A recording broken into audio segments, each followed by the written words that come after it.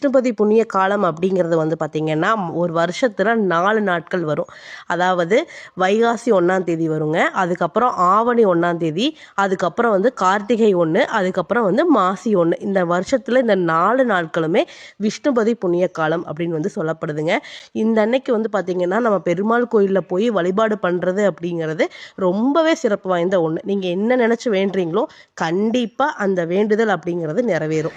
இந்த விஷ்ணுபதி புண்ணிய காலம் நாளைக்கு வைகாசி 1ஆம் தேதி வந்து வருதுங்க.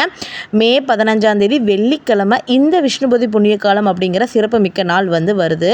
கண்டிப்பாக இந்த நாளை தவற விடாதீங்க. அந்த அன்னைக்கு அதிகாலை 1:30லேருந்து காலையில் 10:30 வரைக்குமே நீங்கள் வந்து வழிபாடு பண்ணுறதுக்கு உகந்த நேரங்க.